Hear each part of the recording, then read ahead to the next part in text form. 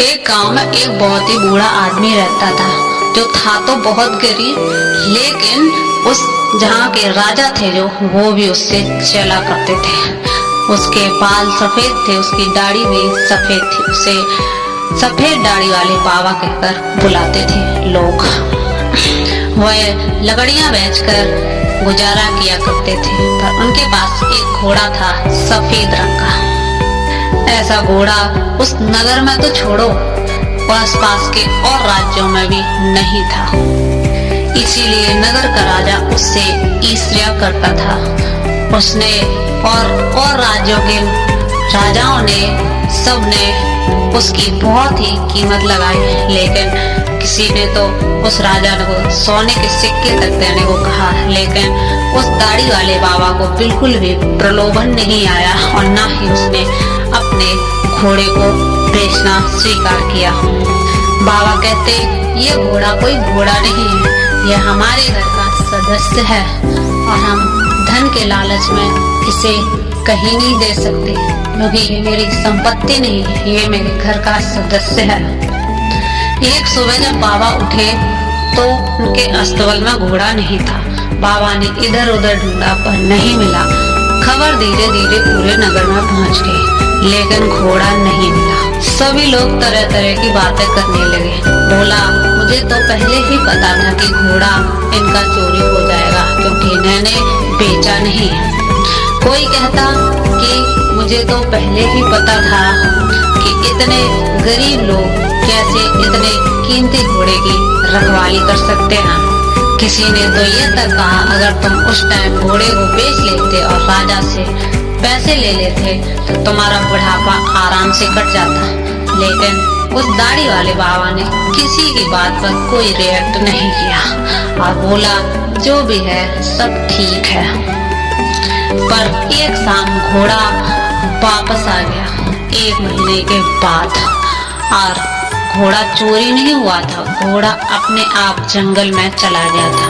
पर बड़े आश्चर्य की बात थी, उस घोड़े के साथ 1 दर्जन घोड़े और भी थे।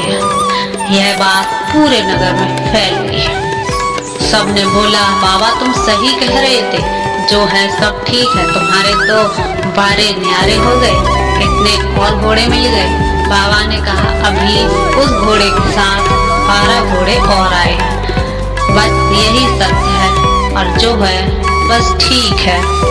बाबा के लड़के ने घोड़ों को सिखाना शुरू कर दिया, पर एक बार एक घोड़े से बाबा का लड़का नीचे गिर गया और उसका पैर टूट गया।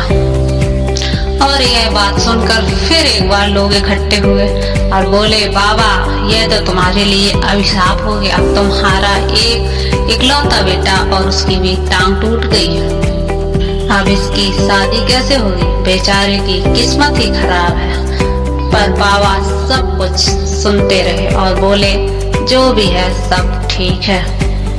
कुछ समय बाद दूसरे नगर के राजा ने अपने नगर के राजा पर हमला किया और कुछ देखते देखते हमारे राजा की सेना कमजोर होने लगी थी। इसलिए नगर के सारे लोगों को बलपूर्वक सेना में ले जाया गया और दाढ़ी वाले बाबा का लड़का तो लंगड़ा था, उसे कोई नहीं ले गया।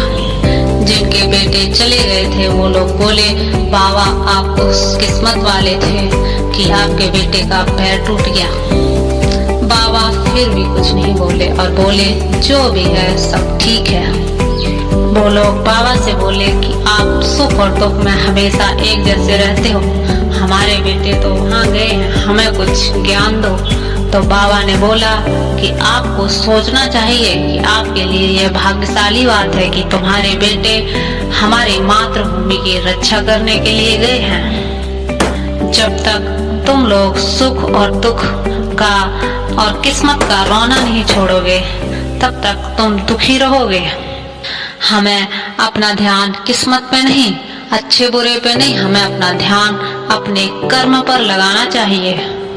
जीवन की छोटी छोटी घटनाओं से उसका निष्कर्ष मत निकालो कि तुम्हारी किस्मत ऐसी है या तुम्हारी किस्मत खराब है या बहुत अच्छी है। जीवन में क्या होगा ये तो किसी को नहीं पता। हमेशा मस्त रहो।